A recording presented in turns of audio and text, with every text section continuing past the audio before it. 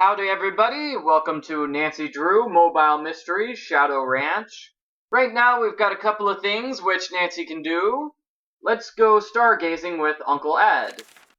Let's look at the stars, Nancy says. Yeah, George agrees. Dad says Uncle Ed's a real geek when it comes to astronomy. Nancy and the two cousins help Uncle Ed set up his telescope on a nearby hill. They are joined by Suzanne, who regards with wonder the myriad of stars twinkling above them.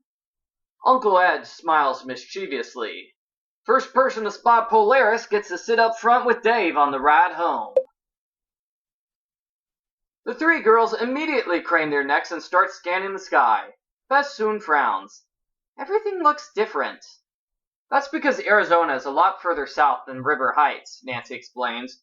You can see more southerly stars down here. Daylight lasts longer down here too, during the winter. Find the constellation that has the North Star. That would be the third one from the left. The Little Dipper. Pointing, Nancy announces. It's right there in the Little Dipper.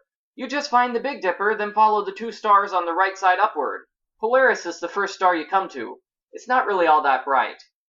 Correct, Uncle Ed says, looking up from the eyepiece of his telescope. And now I'm gonna let whoever can point to the constellation known as Gemini take the first gander at Jupiter. Simple. Suzanne points to something low in the southern sky.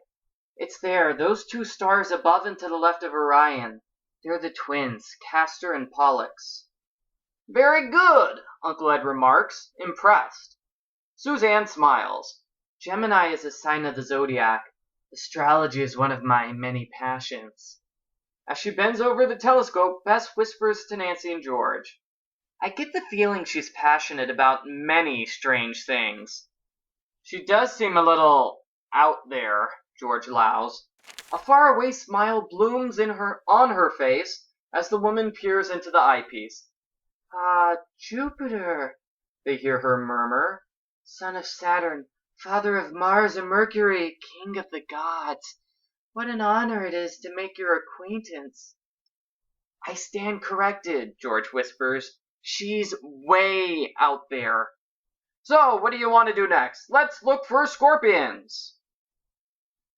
I've never seen a real live scorpion, Nancy tells her friends. Let's go with Mr. Kreider. Why would you go look for scorpions in the dark? Bess asks. Because they're nocturnal and they glow under ultraviolet light, Dallas responds as he holds up his flashlight, which is what this thing gives off. Bess shakes her head. I think I'll pass. I'll go, Nancy, George says. Then she adds, as long as you go first. The retiree leads the groups toward some rocks well away from the campfire. Sensing George's misgivings, his wife speaks up reassuringly. Don't worry, dear, he knows what he's doing. So he's done this before? Well, no, but he's always wanted to, the woman says sweetly, and he's learned all about them from the internet. Look, Dallas suddenly cries. There's one right there! Oh my gosh, Bonnie, would you look at that? His wife and the two girls lean in to see the scorpion. I'm not going to touch that. Yeah, I'm not going to touch that either, but I am going to touch this thing, the red text, because that gives me the glowing scorpion collectible. Very nice. A small scorpion is making its way out from under a rock. Glowing a bright white, the creature stops, its pincers raised and ready to strike, its stinger curled beneath its long, segmented tail. An Arizona bark scorpion, just like in the pictures, Dallas comments breathlessly.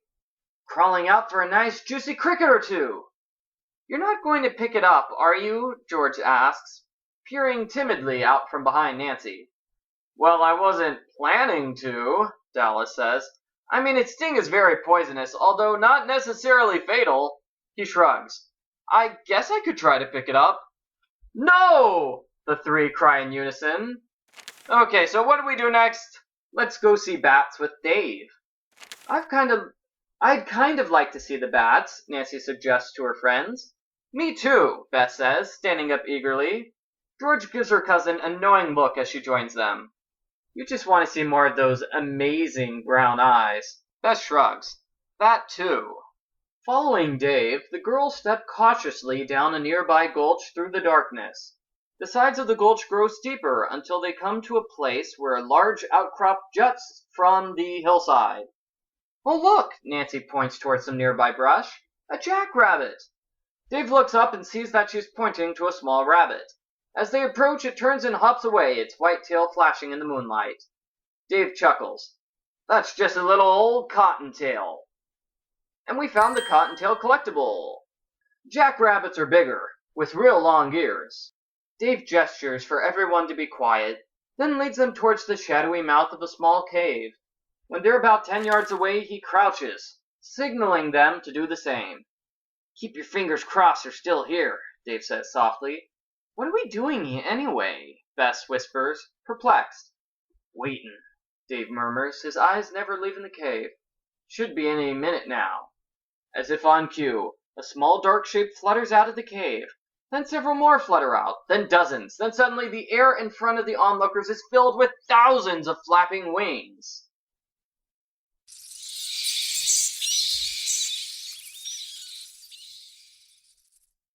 Yep, lots of bats here. Bess shrieks and ducks as a huge cloud of bats swarms out of the cave and hurtles skywards directly over the girls' heads. It takes a full minute for the cave to empty. Wow, Nancy watches as the last of the bats beat erratic paths into the night. You were right, Dave. That was awesome. Bess slowly uncovers her head and looks around. What was? What do you want to do next? Well, I guess it's time to call it a night. You know, so much for having fun at the cookout. Time to go back to the ranch.